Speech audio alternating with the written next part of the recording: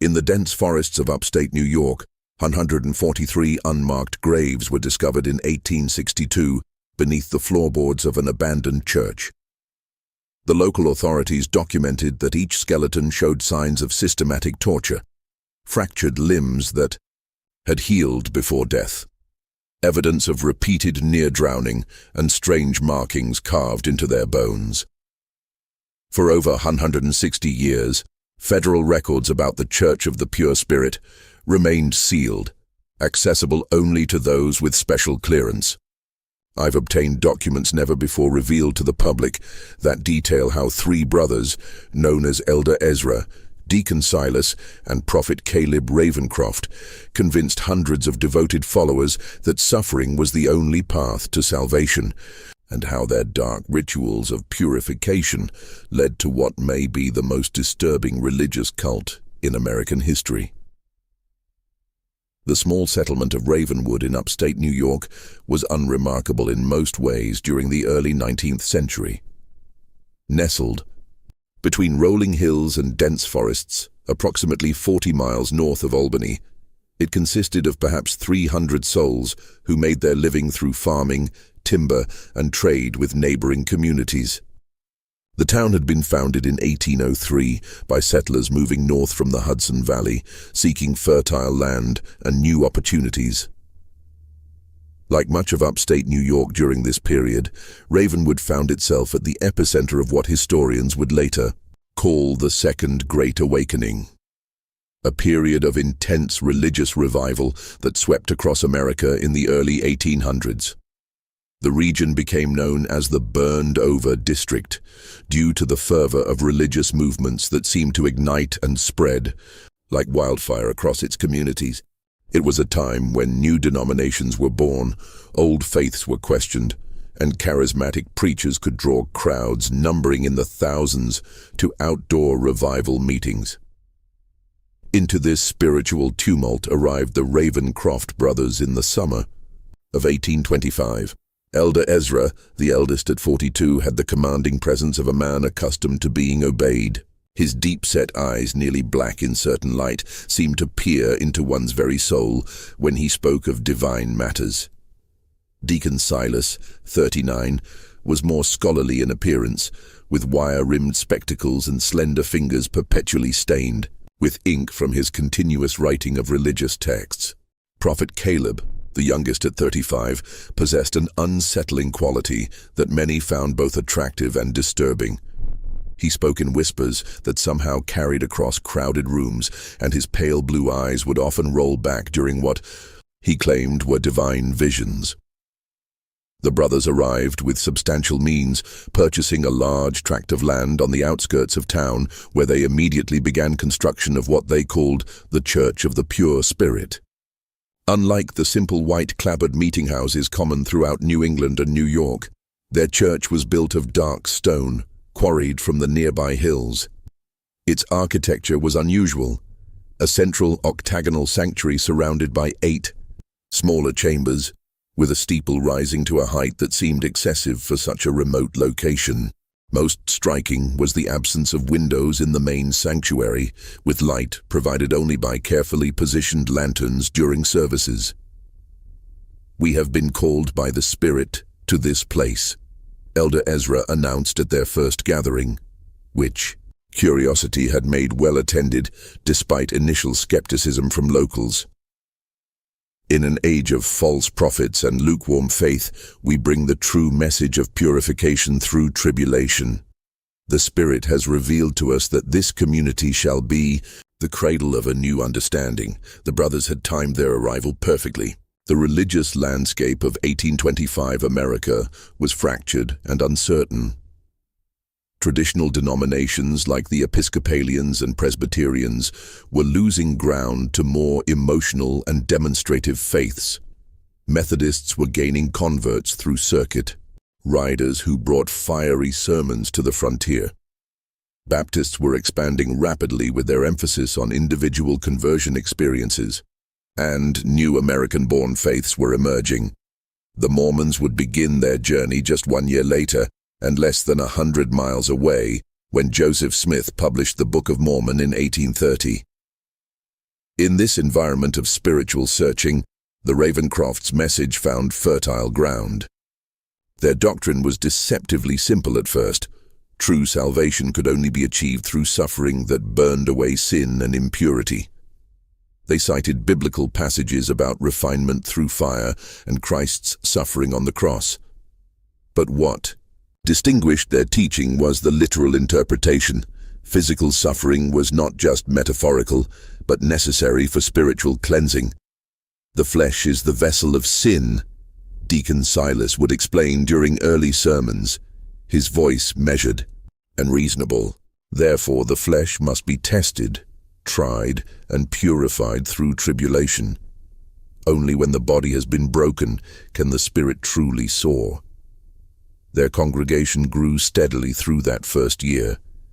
The brothers were selective about who could join, requiring potential members to undergo a discernment interview with Prophet Caleb, who would determine if they were worthy vessels for purification. Those accepted were predominantly from three groups: the desperately poor seeking community and purpose, the deeply troubled seeking redemption from past sins, and the wealthy seeking spiritual experiences beyond what traditional churches offered. Margaret Wilkins was among the first converts. A widow who had lost her husband and 2 children to scarlet fever the previous winter, she had been contemplating ending her life when she encountered Elder Ezra in town. He looked at me as though he could see my thoughts, she wrote in a journal later discovered by federal investigators. He told me my suffering had meaning, that it was preparing me for a greater purpose. For the first time since burying my family, I felt something other than despair.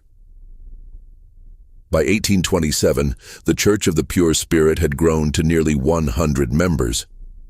Some lived in simple dwellings constructed around the church, while others maintained homes in Ravenwood but spent most of their time at the church compound.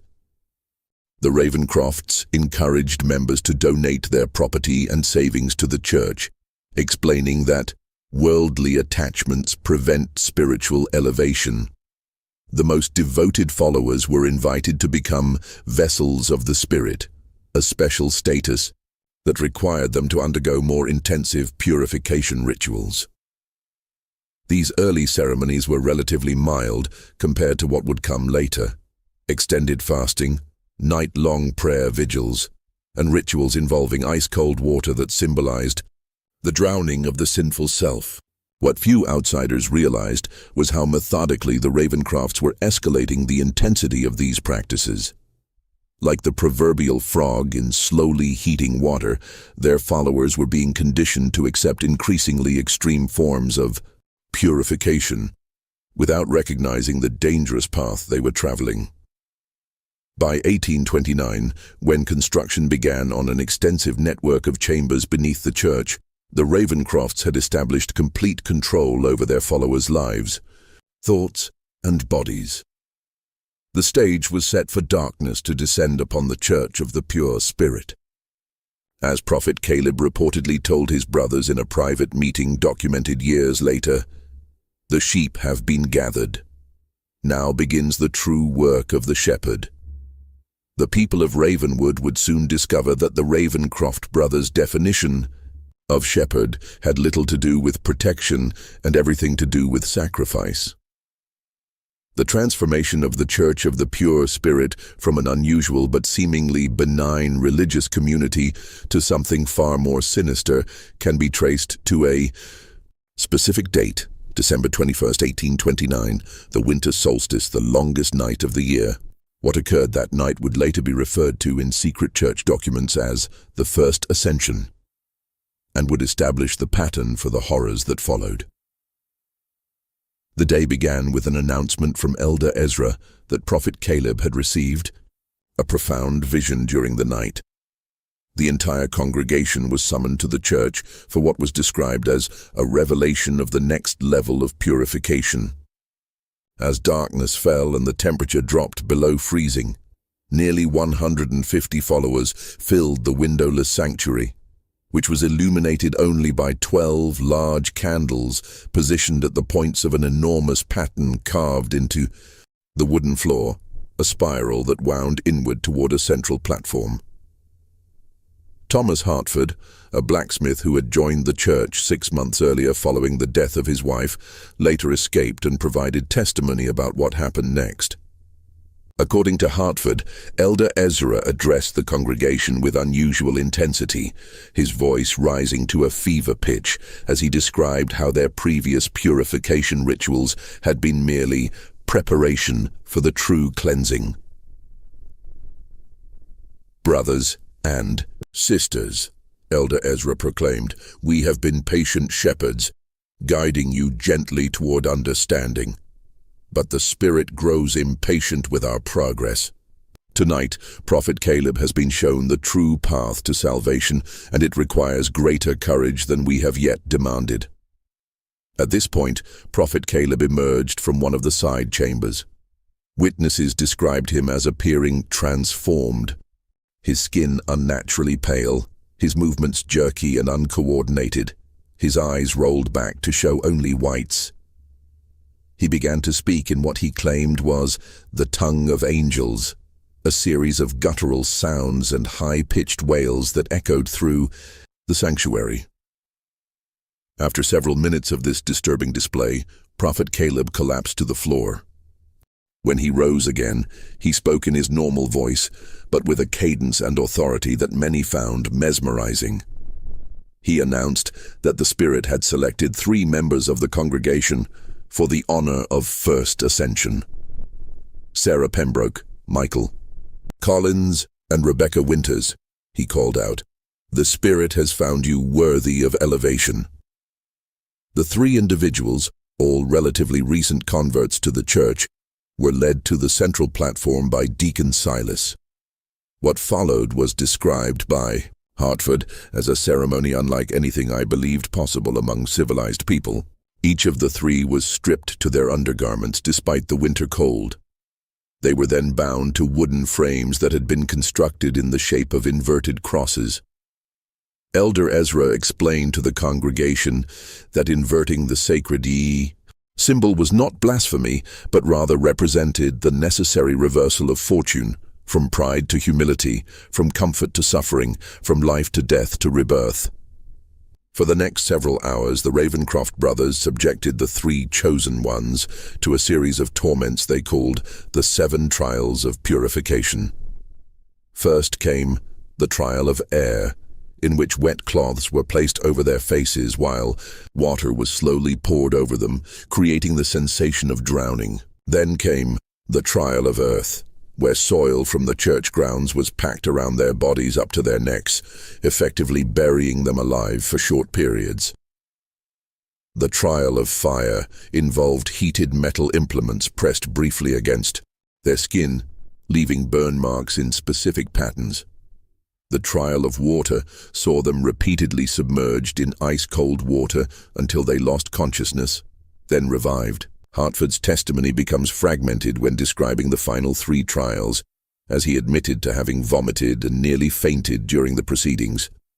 What is clear from multiple accounts is that throughout these tortures, the 3 victims were encouraged to embrace their suffering as divine blessing.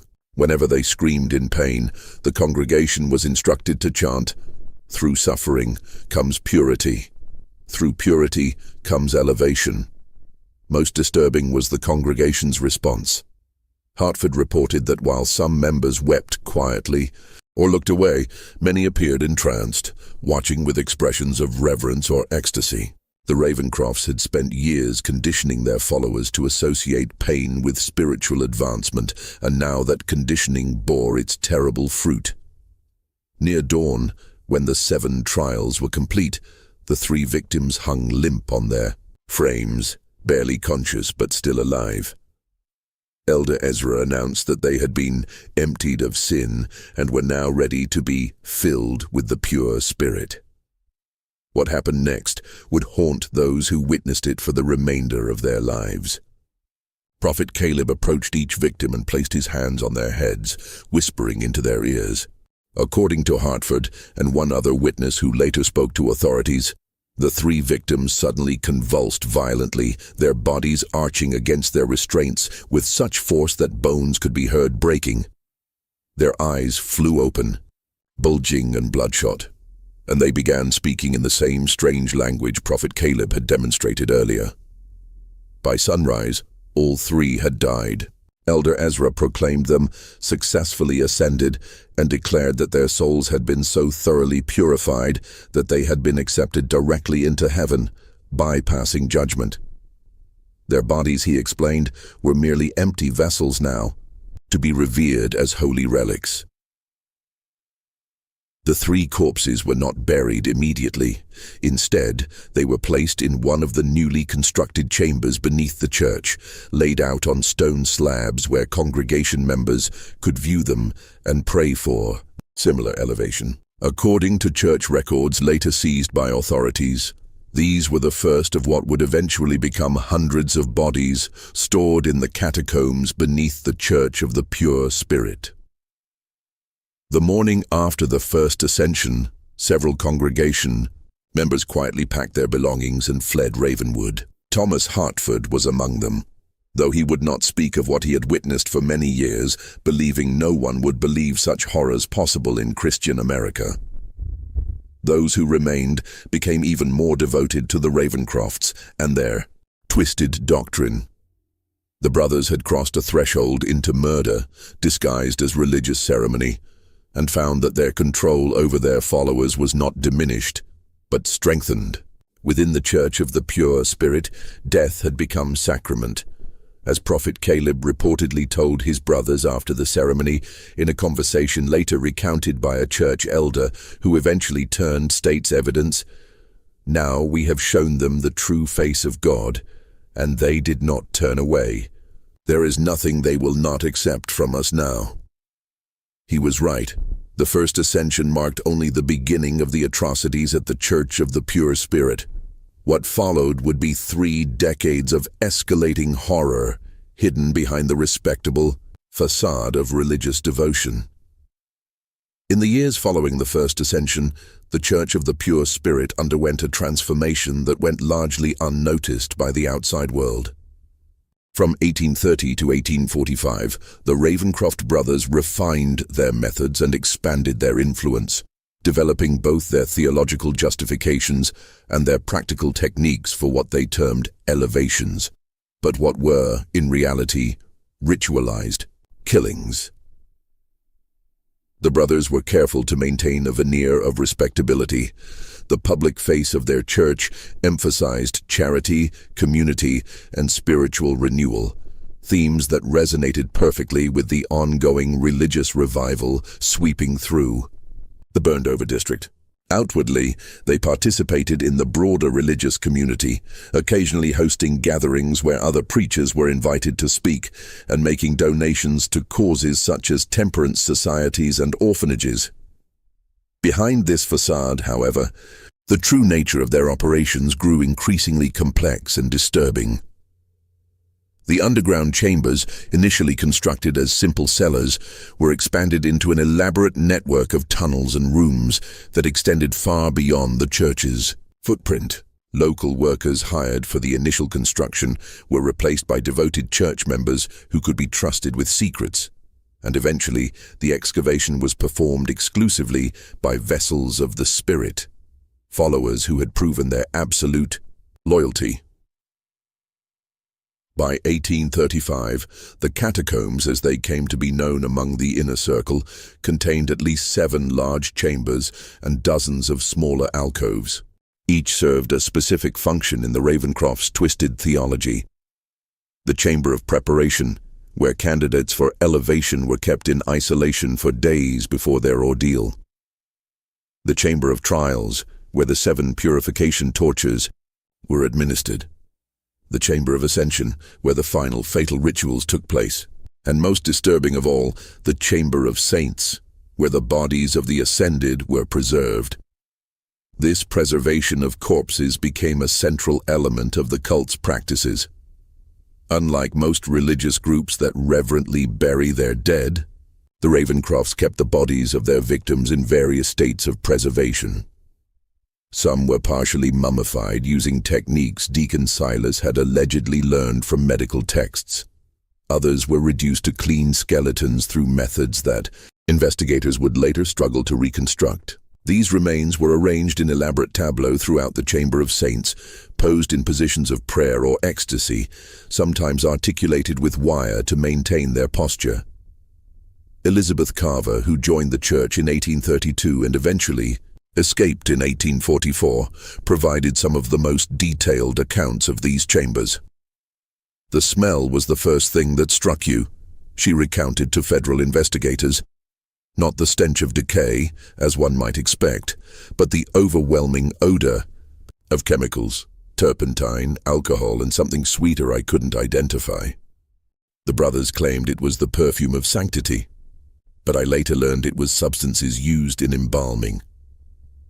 Carver described how new members were gradually introduced to the existence of these chambers, first hearing about them as symbolic spaces, then being permitted limited access to the less disturbing areas, and finally, for those deemed most loyal, being allowed to witness or even participate in the rituals conducted within them. "It was a careful seduction," she explained.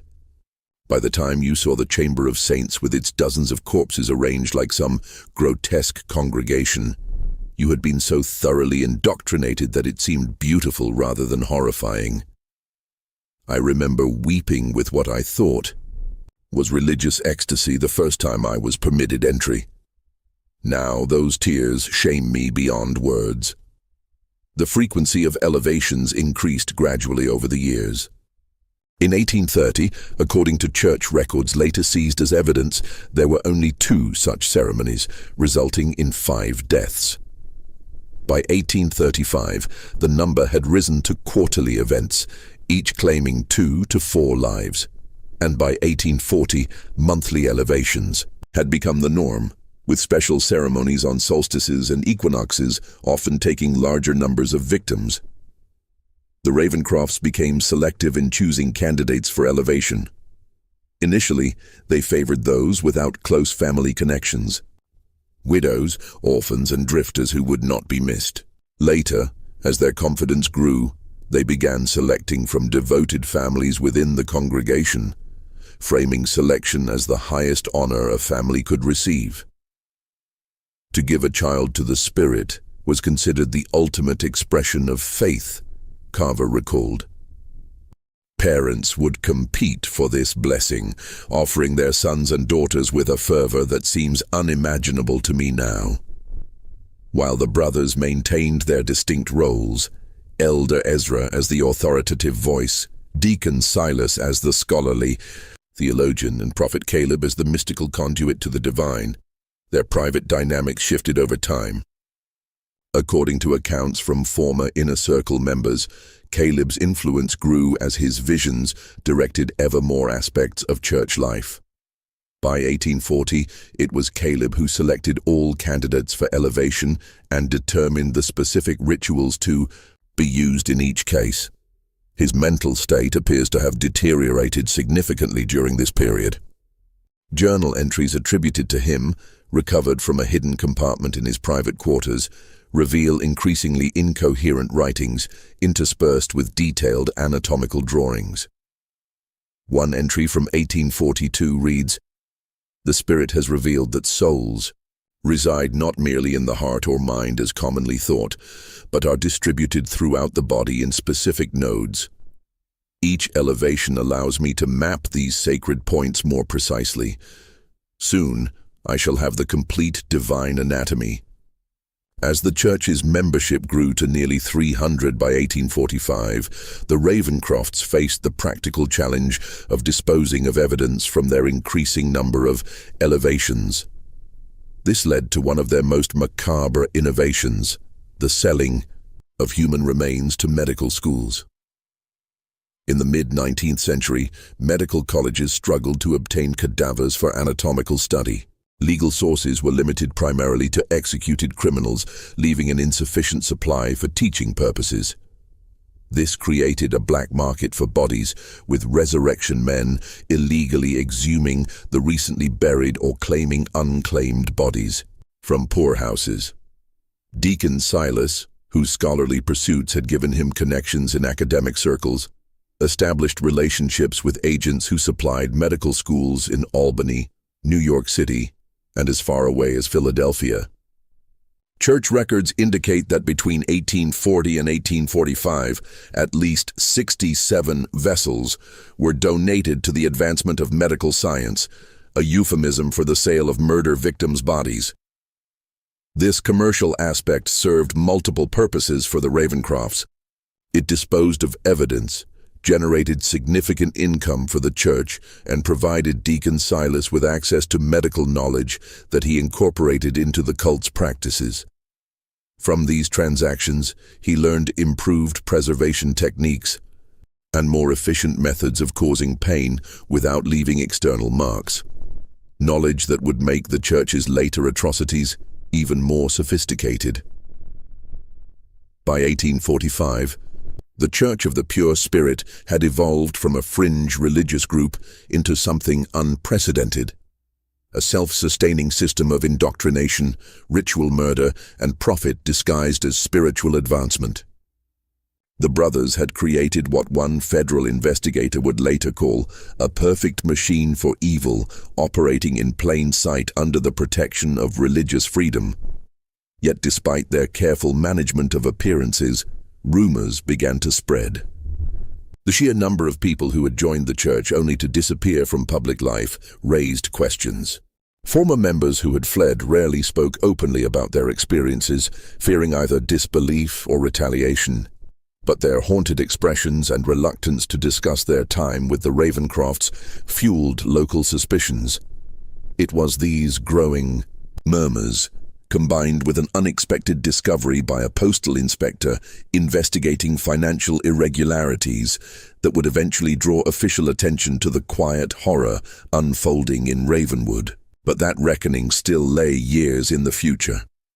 For now, the Church of the Pure Spirit continued its dark work, its true nature hidden beneath layers of religious respectability and the fervent devotion of followers who had been taught to see murder as the highest form of worship. Before we continue with the story of the Church of the Pure Spirit, if you're enjoying this dark tale of religious horror in America's past, make sure to subscribe to our channel and leave a comment telling us what state or city you're listening from. Your support helps us bring more of these forgotten historical nightmares to light. Now, let's return to the twisted world of the Ravencroft brothers. The public face of the Church of the Pure Spirit reached its zenith during the late 1840s. To the outside world, the Ravencroft brothers appeared to be successful religious leaders riding the wave of the Second Great Awakening. Their compound had expanded to include not only the main church building and underground chambers, but also dormitories for single members, modest homes for families, workshops where church goods were produced, and even a small school for the children of followers. Visitors to Ravenwood often commented on the prosperity and orderliness of the church community. The Ravencrofts were particularly careful about who they allowed onto their property, generally limiting access to potential converts who had been carefully vetted or to respected community figures they wished to impress. During these sanctioned visits, what outsiders saw was the industrious religious community where members worked together, prayed together, and supported one another. What remained invisible was the web of psychological control, the nighttime rituals in the underground chambers, and the steadily increasing number of elevations. Also hidden was the growing wealth of the Ravencroft brothers, amassed through donations from followers, the sale of human remains to medical schools, and various businesses operated under church auspices, but primarily benefiting the brothers. The first significant thread that would eventually unravel their carefully constructed facade appeared in 1847, when James Thornhill, a postal inspector investigating financial irregularities in several upstate New York communities, noticed unusual patterns in banking transactions connected to the Church of the Pure Spirit. Large sums deposited at irregular intervals, always in cash, Thornhill noted in his official report. Amounts consistent with institutional deposits rather than individual banking. Transfers to medical colleges in Albany, Philadelphia, and Baltimore with vague notations regarding research donations. Thornhill's investigation might have remained focused solely on potential financial improprieties had he not encountered Martha Simmons, a former church member who had fled the community after witnessing her sister's elevation in 1846. Initially reluctant to speak about her experiences, Simmons eventually provided Thornhill with the first official testimony about the true nature of the Ravencroft's activities. She spoke of rituals involving torture, of bodies kept in underground chambers, of children being selected for special blessings and never seen again. Thornhill wrote, "Claims so outlandish that I would have dismissed them as the ravings of a disturbed mind had they not aligned so perfectly with the financial irregularities I'd already documented." Thornhill brought his concerns to his superiors, but the response was tepid at best. Religious freedom was strongly protected, and accusations against a church required extraordinary evidence. Without permission to pursue an official investigation, Thornhill continued gathering information privately, creating a network of contacts around Ravenwood who could report on the church's activities. One such contact was Dr. William Garrett, a physician in Albany who had grown suspicious about the condition of cadavers he examined that allegedly came from the Church of the Pure Spirit. Standard practice was to receive bodies of the deceased who had donated their remains to medical science, Garrett later testified. But these specimens showed signs of systematic ante-mortem trauma, injuries sustained before death that had partially healed. And the manner of death itself was consistent across multiple bodies, evidence of asphyxiation combined with extreme physical stress. In 1850, Garrett secretly reached out to Thornhill, providing detailed medical reports on 7 bodies he had examined. These documents provided the first scientific evidence that something sinister was occurring at the Church of the Pure Spirit. Still, authorities remained reluctant to act against a religious organization without irrefutable proof of criminal activity. The breakthrough came from an unexpected source. In the spring of 1851, Prophet Caleb Ravencroft's mental state, which had been deteriorating for years, reached a crisis point. According to accounts from church members who later testified, he began experiencing violent episodes where he would rave about spirits emerging from the walls and the divine anatomy becoming visible in the air. During church services, his prophetic utterances became increasingly bizarre and frightening, even to the most devoted followers. Elder Ezra and Deacon Silas attempted to manage the situation by limiting Prophet Caleb's public appearances, explaining his absences as periods of intense communion with the Spirit. In private, however, they confined him to a specially constructed room in the furthest reaches of the underground chambers, where his screams would not be heard above ground. This confinement might have contained the immediate problem had Prophet Caleb not escaped during a momentary lapse in supervision. On the night of June 17, 1851, he somehow freed himself from his restraints and made his way through the catacombs to emerge in the woods beyond the church property. What followed was described in the Albany Evening Journal as a scene of public madness unprecedented in the region's history. Naked and covered in self-inflicted wounds, Prophet Caleb appeared in Ravenwood's town square during a community gathering celebrating the summer planting. Before a crowd of horrified onlookers, he proclaimed himself the living vessel of the Pure Spirit, and began describing in explicit detail the rituals conducted beneath the church. "The blood of the purified strengthens our connection to the divine," he reportedly shouted. 217 vessels have been emptied, and the Spirit has filled me with their essence. The chambers beneath hold the sacred remains of the elevated, and soon all of you shall join them in glorious suffering. Local authorities detained Prophet Caleb, initially believing him to be simply a dangerous lunatic. When he identified himself as one of the Ravencroft brothers, however, his ravings took on new significance. Thornhill, who had cultivated relationships with several local officials, was notified immediately. He arrived in Ravenwood the following day to interview Prophet Caleb. What he found was a man in the final stages of complete psychological collapse. Prophet Caleb alternated between periods of catatonic silence and frenzied confession, during which he provided details about the church's activities that corroborated earlier testimonies from escaped members. Most significantly, he drew detailed maps of the underground chambers, including locations of hidden entrances and the Chamber of Saints, where victims' remains were kept.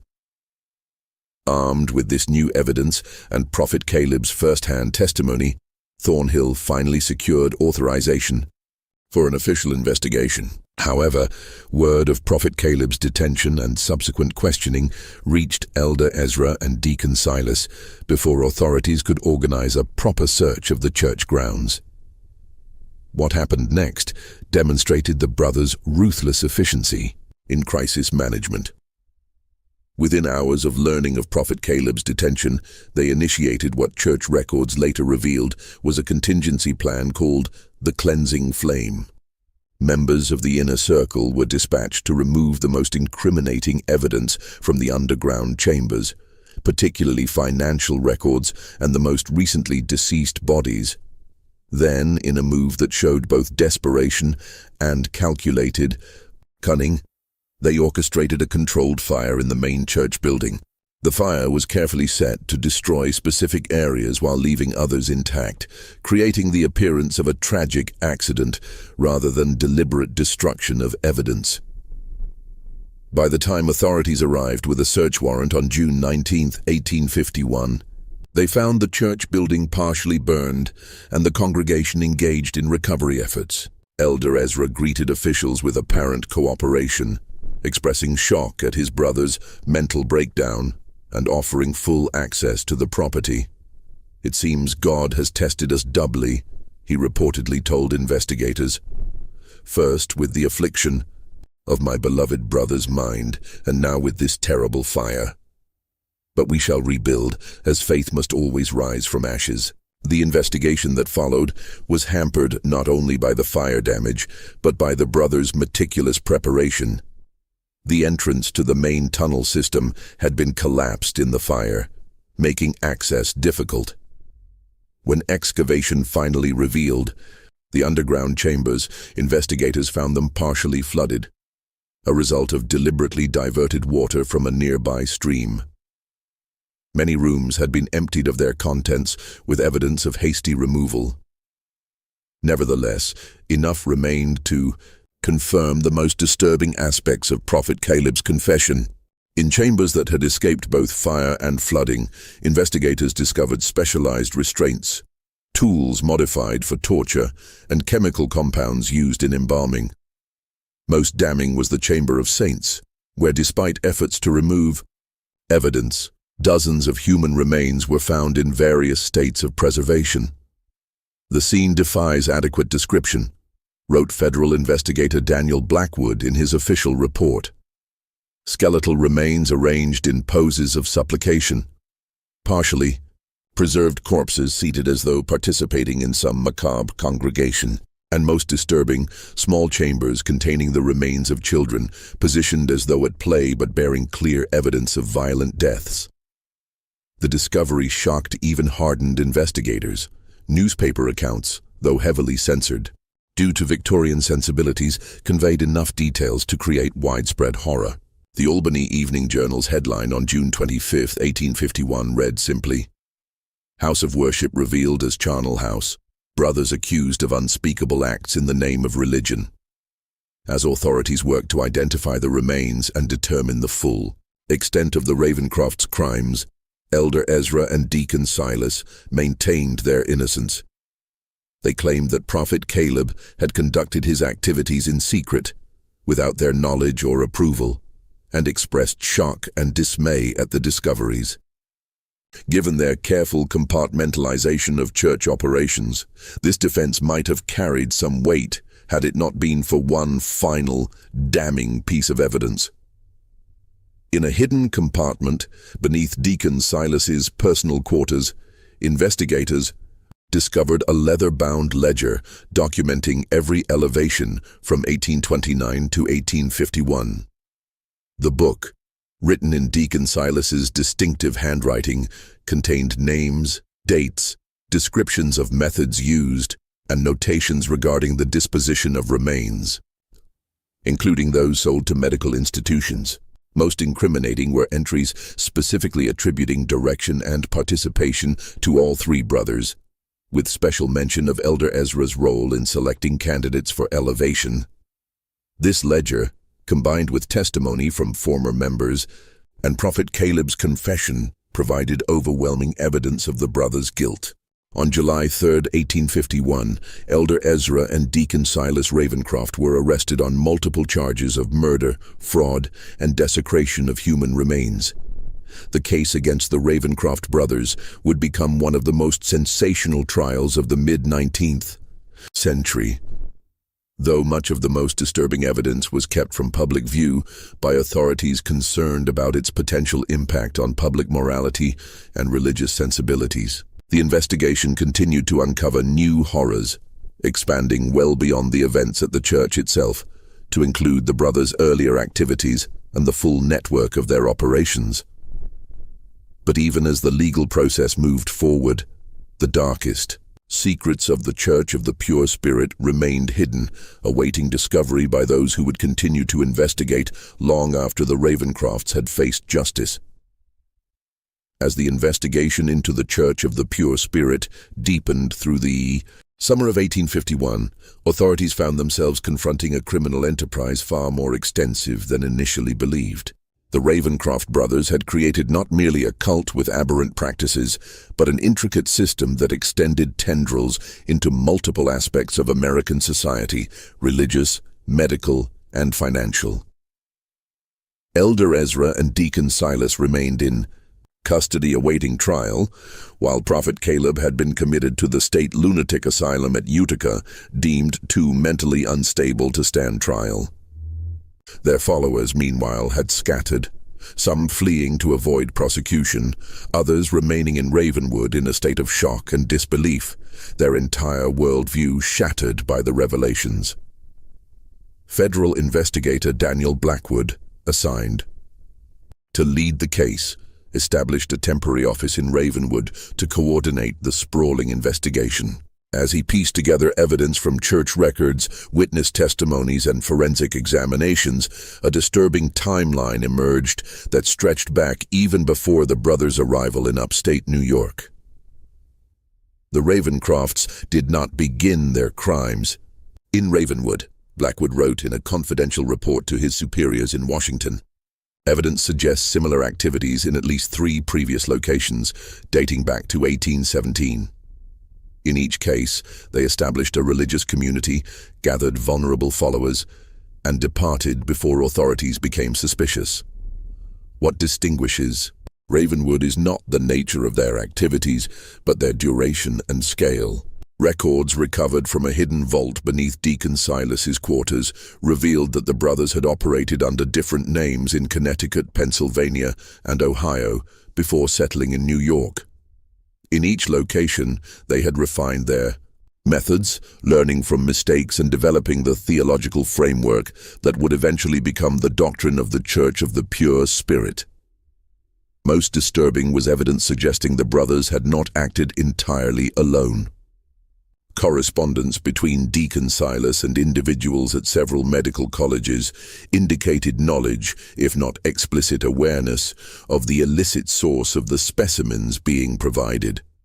One letter from a prominent Philadelphia anatomist, dated D. 1844, praised the exceptional quality and unique preparation of bodies received from the church, noting that the subjects show evidence of systematic anatomical study prior to death, as though the bodies were prepared for our work while still living. This revelation opened a new and horrifying dimension to the case. The Ravencrofts had not merely been killing their followers in the name of religious purification. They had been conducting systematic experiments on living subjects, documenting their findings, and selling both the bodies and their research to medical institutions. The brothers appear to have been conducting a form of primitive physiological research. Dr. Samuel Prescott of the Albany Medical College stated in his expert testimony to investigators, "The patterns of injury, the methods of preserving tissue, and the detailed anatomical notes suggest an attempt to study human responses to various stimuli, particularly pain and its effects on the body's systems." In August 1851, the investigation took an unexpected turn when a respected physician from Boston came forward with information that transformed understanding of the case. Dr. Jonathan Crane had been a student at Harvard Medical School in the year 1820s, where he had briefly encountered a visiting lecturer named Simon Ravingwood, who presented controversial theories about pain responses and religious ecstasy. "I remember being disturbed by his methods and conclusions," Dr. Crane testified. He described experiments that seemed unethical even by the standards of that time, and spoke of pain as a gateway to transcendent experience. I had dismissed him as a medical eccentric, but seeing the newspaper accounts of the Ravencroft case, I recognized not only the theories, but the man himself from the published sketches. Simon Ravingwood and Silas Ravencroft are undoubtedly the same person.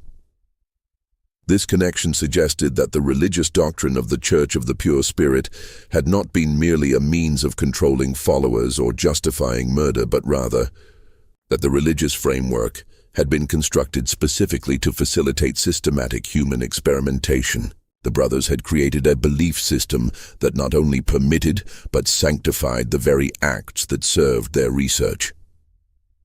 As investigators followed this new line of inquiry, they discovered a hidden room beneath Deacon Silas's quarters that contained hundreds of notebooks filled with detailed anatomical drawings, experimental protocols, and observations. The journals documented a grotesque research program spanning decades, with entries becoming increasingly scientific and less religious in their language as time progressed. Subject 157 maintained consciousness for 47 minutes after removal of redacted. Read one particularly disturbing entry from 1848. Heart continued functioning for 12 minutes beyond loss of consciousness. Vocalization patterns consistent with previous trials. Blood loss measured at approximately 1.7 liters. Results support hypotheses regarding sustainability of vital functions under extreme conditions. When this evidence was presented to Elder Ezra during interrogation, his facade of religious devotion finally cracked. According to transcripts of the interview, he laughed for nearly a minute before speaking. "You understand nothing," he reportedly told Blackwood. "The Spirit has many names. Some call it God, others science. We merely sought knowledge that others were too weak to pursue. The elevation of our followers was genuine. They contributed to understanding that will benefit mankind for generations. Their suffering had purpose. Their deaths had meaning." The discovery of the brothers' true motives sent shockwaves through the medical establishment. Several prominent physicians and medical schools that had received specimens or research from the Ravencrofts found themselves under scrutiny, forcing a broader conversation about ethical standards in medical research and education. Meanwhile, as autumn approached, investigators continued the grim work of excavating the church grounds. Initial estimates of victims had been based on Prophet Caleb's claim of 217 vessels. But as the dig progressed, it became clear that the actual number was significantly higher. "We have identified remains of at least 276 individuals thus far," Blackwood reported in September. "Based on soil analysis and structural expansion of the underground chambers, we believe additional remains may be found beneath the adjacent property." The brothers appear to have been tunneling outward as their operation expanded. The investigation was further complicated by the discovery of correspondence suggesting that not all of the victims had been willing members of the church. Letters between Elder Ezra and various associates in nearby towns indicated a system for identifying and acquiring suitable subjects. predominantly travelers, immigrants, and others who would not be immediately missed. The red-haired Irishman who passed through last Thursday would make an excellent vessel. Read one such letter from a church member in a neighboring community. No family, seeking work, strong constitution. I have directed him to Ravenwood with promise of employment at the mill. Expect his arrival by Saturday next. This evidence transformed understanding of the case from one of religious extremism, preying on willing followers, to something closer to organized abduction and murder for both profit and pseudoscientific research.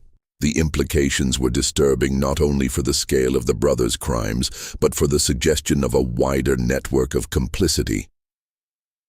Just when we thought we'd seen it all, the horror in Ravenwood intensifies. If this story is giving you chills, share this video with a friend who loves dark mysteries. Hit that like button to support our content, and don't forget to subscribe to never miss stories like this. Let's discover together what happens next. The breakthrough that would ultimately reveal the full extent of the Ravencroft's operation came in October 1851, when investigators located Samuel Parsons, who had served as the church's accountant from 1835 to 1849 before being replaced by a newer member. Living under an assumed name in western Massachusetts, Parsons had fled the church after discovering the true purpose of certain financial transactions.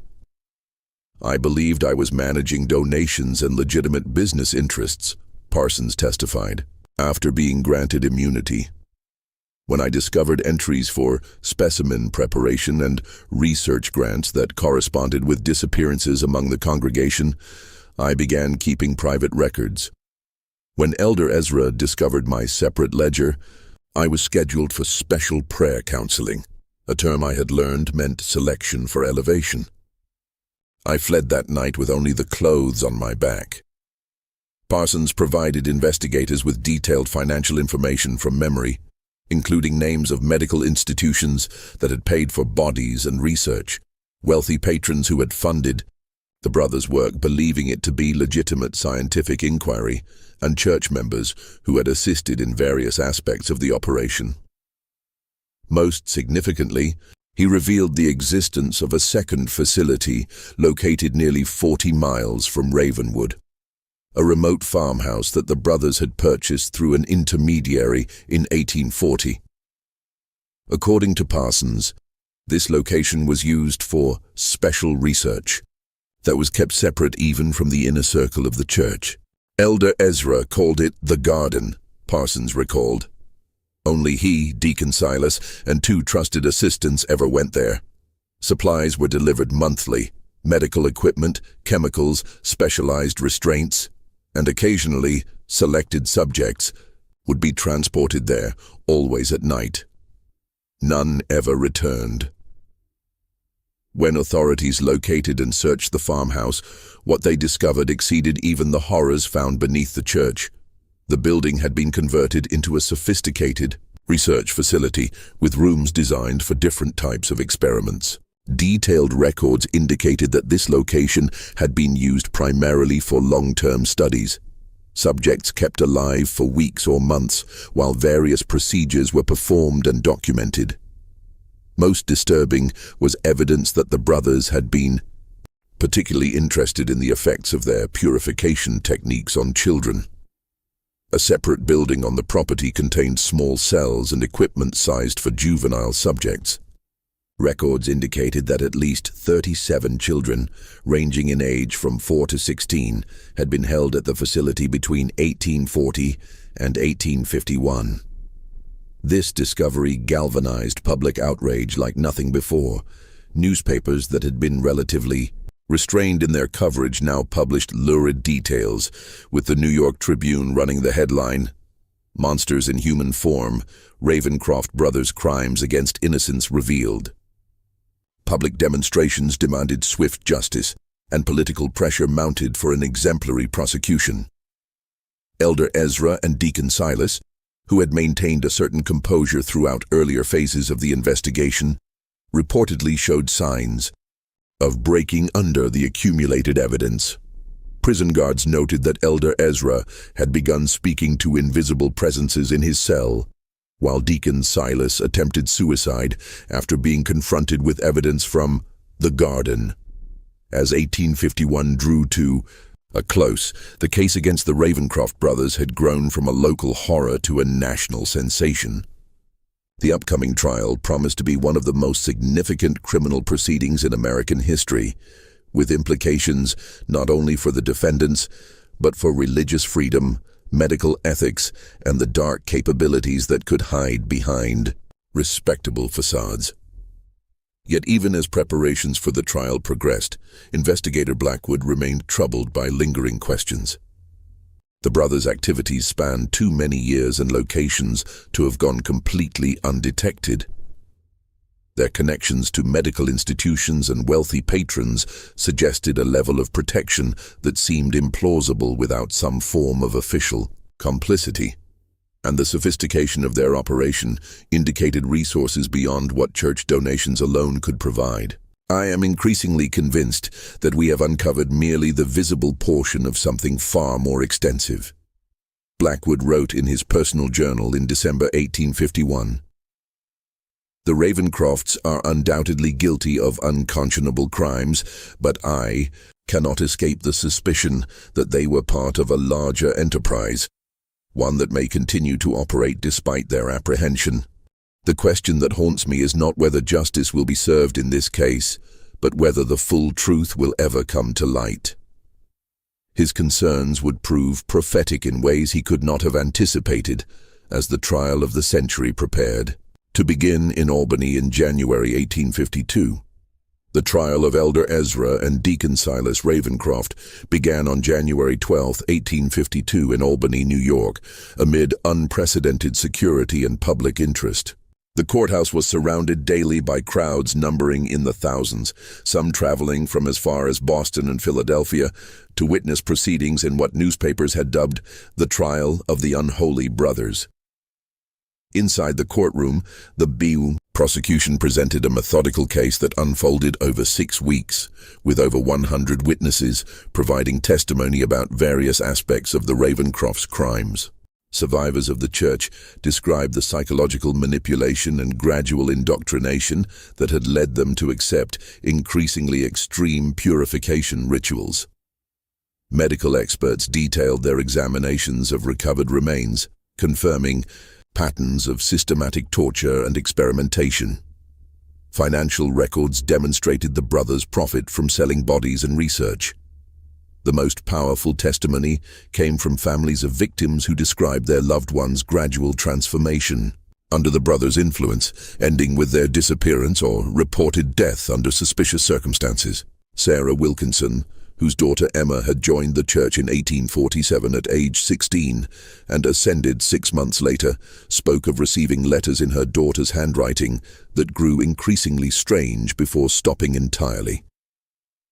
The final letter said she had been selected for special blessing and that I should rejoice in her coming elevation, Wilkinson testified. When I traveled to Ravenwood to see her, Elder Ezra told me she had been transported to their retreat for spiritual preparation and would not receive visitors. 3 weeks later, he informed me she had ascended to the pure spirit during a sacred ceremony. I was not permitted to see her body, which he claimed had been sanctified and could not leave church grounds. Throughout the proceedings, the EAOC defendants' behaviors diverged dramatically. Deacon Silas appeared withdrawn, rarely making eye contact and speaking only to his attorneys in whispers. Elder Ezra, however, maintained an unsettling composure, often smiling during the most damning testimony and occasionally nodding as though in approval of the descriptions of his crimes. When the defense finally presented its case in late February, their strategy became clear. They would not deny the deaths or even many of the practices described, but would instead argue that the activities of the Church of the Pure Spirit were protected religious expression and that members had participated voluntarily. The Constitution of these United States guarantees freedom of religious practice, defense attorney William Hargrove argued. The ceremonies of the Church of the Pure Spirit, while perhaps shocking to conventional sensibilities, were conducted with the full knowledge and consent of participants who shared the Ravencrofts' belief in purification through suffering. This defense collapsed under cross-examination of former church members who testified to coercion, deception, and the administration of substances now identified as containing opium and other mind-altering compounds. The final blow came when the prosecution presented the records from the garden, showing clearly that many victims had been outright abducted rather than recruited as church members. On March 2, 1852, with the trial moving toward its inevitable conclusion, Elder Ezra made a request that would transform the proceedings. He asked to testify in his own defense against the strong advice of his attorneys. The judge, after considerable deliberation, allowed it. What followed was perhaps the most chilling courtroom testimony in American judicial history. For nearly 4 hours, Elder Ezra spoke without notes, delivering what amounted to a sermon on his beliefs and practices. He neither denied the charges nor expressed remorse, but instead offered a coherent, if terrifying, philosophy that combined religious mysticism with scientific rationalism in service of what he called the elevation of humanity through systematic understanding of transcendence. "Death comes to all," he told the stunned courtroom. "We merely gave it purpose. Those who ascended through our ministrations contributed to knowledge that will ultimately benefit all mankind. Their suffering was temporary, their contribution eternal." Most disturbing was his clear intellectual capacity and the systematic way he had constructed a belief system to justify atrocity. He spoke of pain as the purest form of consciousness, of death as merely a transition of energy, and of his victims as willing participants in the greatest scientific and spiritual endeavor of our age. When prosecutor James Sullivan asked about the children found at the garden, Elder Ezra's response sent audible gasps through the courtroom. "The young vessel receives the Spirit most purely. Their observations were most valuable precisely because they were unclouded by preconception. We honored them by allowing their suffering to illuminate paths others fear to tread." At this statement, a man in the gallery, later identified as Harold Winters, whose son had disappeared after attending a church service in 1847, rushed toward the witness stand with a concealed knife. He was restrained by court officers before reaching Elder Ezra, who had not flinched or attempted to move. "You see," Elder Ezra remarked calmly after Winters had been removed. "Even now, the mere suggestion of truth provokes violence from those too limited to comprehend it. This has always been the response to those who push beyond conventional boundaries of knowledge and belief." After Elder Ezra's testimony, Deacon Silas declined to take the stand. His attorney offered only a brief statement, suggesting that his client had been under his brother's influence and requesting mercy on those grounds. The prosecution's closing arguments emphasized the calculated nature of the brothers' crimes, the suffering of their victims, and the betrayal of both religious faith and scientific principle their actions represented. The jury deliberated for less than 3 hours before returning with guilty verdicts on all counts for both defendants. On March 10, 1852, Judge William Blackwood sentenced the Ravencroft brothers to death by hanging, declaring their crimes an offense against God, humanity, and the moral foundation upon which civilized society rests. The execution was scheduled for April 15th, but events would take an unexpected turn in the intervening weeks. Prophet Caleb, who had been confined to the asylum at Utica, died under mysterious circumstances on March 20th. Official reports stated he had succumbed to nervous exhaustion, but rumors suggested either suicide or murder by attendants who had learned of his connection to the notorious case. More significantly, on the night of April 7th, a fire broke out in the Albany jail where the Ravencroft brothers were being held. By the time the blaze was controlled, 3 inmates and 2 guards had died from smoke inhalation. Initial reports indicated that Deacon Silas was among the dead. his body identified by distinctive rings he wore. Elder Ezra, however, was not found among either the dead or the survivors. The manhunt that followed was the largest in New York. State history to that point. Federal authorities joined local law enforcement in searching for the escaped prisoner, with wanted posters distributed throughout the Northeast. Reported sightings came from as far away as Chicago and Montreal, but none led to capture.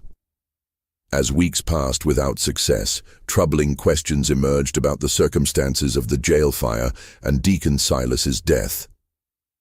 The official identification had been made hastily, based primarily on personal effects, rather than clear recognition of the badly burned body. Some investigators, including Blackwood, questioned whether either brother had actually died in the fire. The timing and nature of the incident suggests planning and outside assistance, Blackwood wrote in a confidential report. The possibility must be considered that both brothers escaped, with one corpse misidentified as Deacon Silas, while another prisoner remains unaccounted for in the confusion. This theory gained credibility when investigators discovered that a substantial sum, nearly $30,000, had been withdrawn from a bank account connected to the church just 2 days before the fire by an individual matching the description of Jacob Thornton, one of the brothers' most devoted followers who had disappeared after their arrest. The most disturbing development came in June 1852, when a physician in Baltimore was found murdered in his home under bizarre circumstances. Dr. Edward Mitchell had been one of the medical professionals implicated in receiving specimens from the Church of the Pure Spirit, though he had cooperated with authorities and avoided prosecution. His body was discovered positioned in a manner identical to the elevated victims from the church, with a note pinned to his chest reading simply, "The Spirit sees all who betray its work."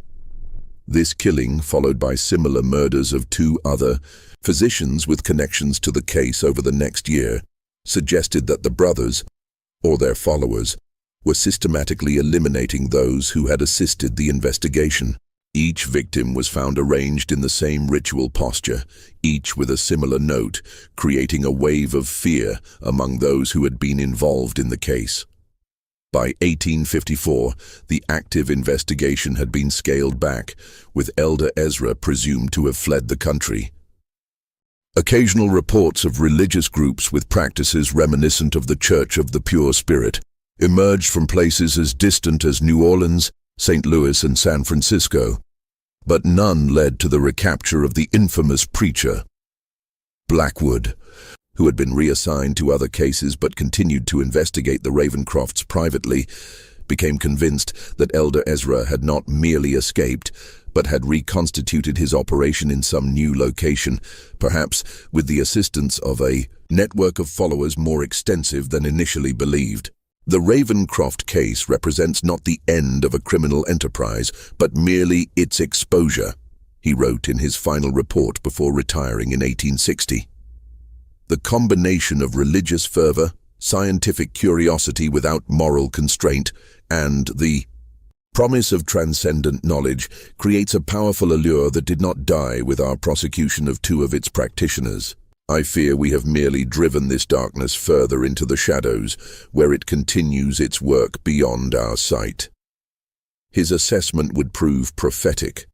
In the decades that followed, scattered reports would emerge of religious groups with striking similarities to the Church of the Pure Spirit, appearing briefly before disappearing again, often leaving unexplained disappearances in their wake.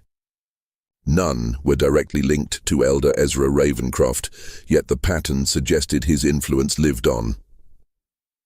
The most significant such incident occurred in 1862, a decade after the original case, when a small church calling itself the Sanctuary of Divine Understanding was discovered abandoned near the Massachusetts-Vermont border. Local authorities, investigating reports of strange noises and lights, found an empty building with a hidden cellar containing evidence of recent ritual activities consistent with the Ravencrofts' practices.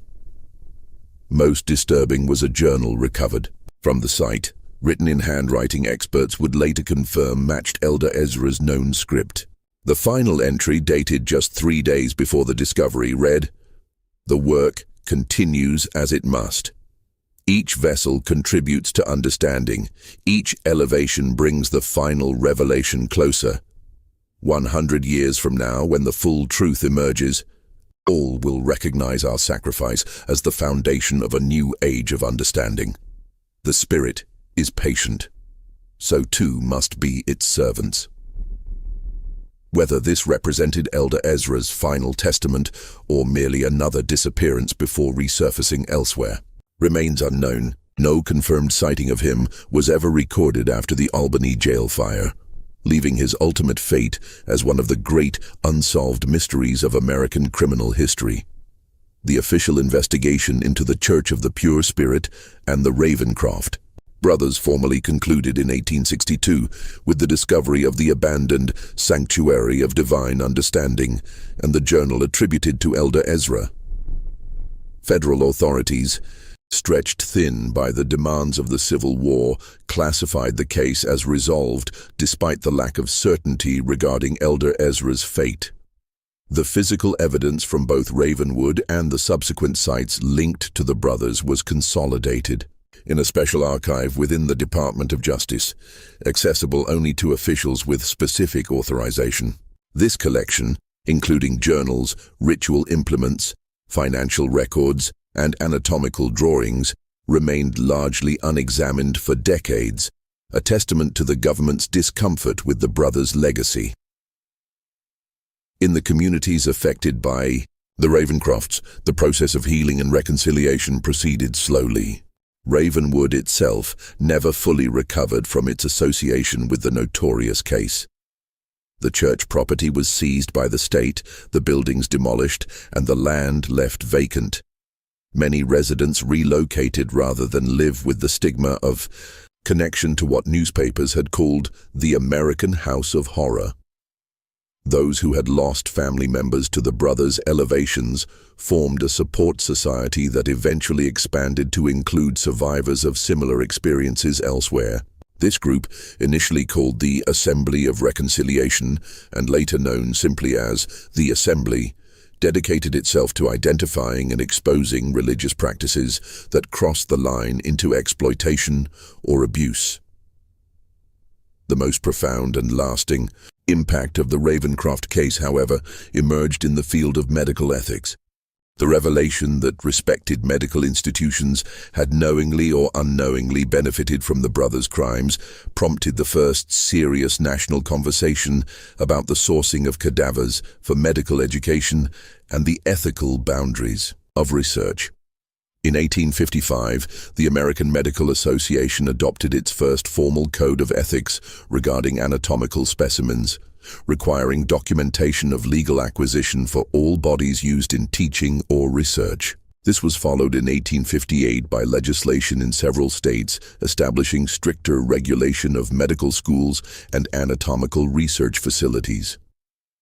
Dr. William Harrison, who had been instrumental in bringing the Ravencrofts' connections to medical institutions to light, became a leading advocate for ethical reform.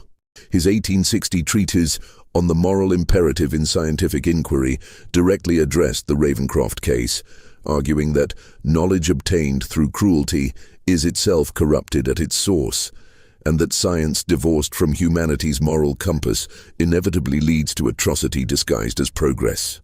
The brothers' fusion of religious doctrine and pseudoscientific research had exposed vulnerabilities at the intersection of faith, science, and authority. Vulnerabilities that American society would continue to grapple with long after the specific details of their crimes had faded from public memory. Throughout the latter half of the 19th century, rumors persisted about Elder Ezra's survival and continued activities. Reported sightings placed him in locations ranging from California gold mining camps to New Orleans spiritual societies to European medical conferences. While none were confirmed, the persistence of these accounts reflected the deep impression his particular brand of charismatic malevolence had left on the American consciousness. More concrete was the evidence of the brothers' continuing influence through followers who had escaped prosecution. Between 1865 and 1890, authorities identified at least 7 small religious groups in different parts of the country that incorporated elements of the Church of the Pure Spirit's doctrines and practices. While none reached the scale or extremity of the original, their existence suggested that the brothers' ideas had taken root beyond their direct control. The most significant such group was discovered in 1879 in rural Missouri, where a charismatic preacher, calling himself Brother Elijah, had established a small community centered on the concept of transcendence through tribulation. When local authorities investigated reports of concerning activities, they found ritual, implements and journals directly referencing the Ravencroft's teachings. Brother Elijah, later identified as Thomas Whitfield, a former Inner Circle member of the Church of the Pure Spirit, took his own life rather than face arrest. The final confirmed chapter of the Ravencroft saga came in 1899, when a collection of papers was anonymously donated to the Harvard Medical School library. The materials, contained in a locked iron box, included extensive journals, anatomical drawings, and experimental notes spanning from 1852 to 1898, the year preceding the donation. Handwriting analysis confirmed that the most recent entries were in Elder Ezra's hand, though showing signs of advanced age. The final entry, dated December 31st, 1898, read, "As the century draws to its close, so too does my work in this vessel. Age has finally accomplished what the law could not. I go now to join the pure spirit, content in knowing that the seeds we planted have taken root and will flower in ways we could only imagine. The next generation of seekers will build upon our foundation, finding new methods for the great work of transcendence. The suffering was necessary. The knowledge remains. The spirit continues." Whether this represented Elder Ezra's genuine final testament or an elaborate hoax has never been definitively established. If authentic, it would indicate that he had survived to the age of 115, an unlikely though not impossible longevity. More significant than the question of authorship, however, was the fact that the journals contained detailed experimental protocols and observations that appeared to have influenced certain legitimate medical research in the early 20th century, suggesting that elements of the brothers' work had indeed infiltrated mainstream science despite their horrific methods. Harvard officials, upon recognizing the nature of the materials, immediately sealed them from public access. In 1902, after consultation with federal authorities, the collection was transferred to a secured government archive, where it remained classified until 1972, when limited access was granted to scholars researching the history of medical ethics. The site of the original Church of the Pure Spirit in Ravenwood remained vacant until 1923, when the state of New York designated it a restricted area, fencing the property and posting warnings against trespassing. Local legends claimed the ground was cursed, with stories of strange lights, unexplained sounds, and feelings of overwhelming dread reported by those who ventured too close to the perimeter. In 1967, a team from the State University of New York conducted the first archaeological survey of the site, using then-modern techniques to examine areas that had been inaccessible during the original investigation. Their discoveries included additional human remains in previously unexcavated portions of the tunnel system, bringing the estimated victim count to over 400, significantly higher than the 276 documented in the official record. Most disturbing was the discovery of a sealed chamber containing remarkably well-preserved documents that appeared to outline plans for expansion beyond Ravenwood. These materials suggested that the Church of the Pure Spirit had been intended as merely the first node in a network of similar operations throughout the United States and potentially abroad, a vision that Elder Ezra may have continued pursuing after his escape. Today, more than 160 years after the Ravencrofts' reign of terror was exposed, their legacy persists in multiple domains. In religious studies, they represent an extreme example of how charismatic leadership, incremental normalization of deviant behavior, and the human desire for transcendent meaning can combine to enable atrocity. In medical ethics, their case continues to be cited as a foundational example of the necessity for moral boundaries in scientific inquiry. In criminal psychology, they stand as early examples of organized, systematic killers who operated under the protection of respected social institutions. For the communities and families touched by their crimes, however, the Ravencrofts represent something more immediate and personal, a wound in the fabric of American history that has never fully healed. Descendants of victims and survivors still gather annually in a small ceremony at a memorial established in Albany in 1902, bearing the simple inscription, "For those lost to darkness, that their suffering not be forgotten." The questions that haunted investigator Blackwood in 1852 continue to resonate. How did the brothers develop their unique fusion of religious control and pseudo-scientific experimentation? Who else knew of or facilitated their activities? And, perhaps most disturbingly, how much of their influence persists, unrecognized, in institutions and ideas that continue to shape American society? The true horror of the Ravencroft case lies not merely in the brothers' grotesque acts, but in the recognition that their story represents not an aberration, but a dark possibility inherent in the human capacity for both reverence and cruelty. Their legacy stands as a warning about the dangers when charisma, authority, and ideology combine to override our most fundamental moral constraints. In the dense forests of upstate New York, the land where the Church of the Pure Spirit once stood remains empty, the earth still scarred by foundations that no amount of time seems able to completely erase. Local residents say that even now, on particularly still nights, the area is marked by an unnatural silence, as though something in that soil continues to absorb sound, light, and warmth, hungry for the human suffering that once fed it so abundantly. This mystery shows us how thin the veneer of civilization can be when authority figures twist faith and science to serve their darkest impulses. What do you think of this story? Do you believe everything was revealed? Leave your comment below. If you enjoyed this tale and want more horror stories like this, subscribe, hit the notification bell, and share with someone who loves mysteries. See you in the next video.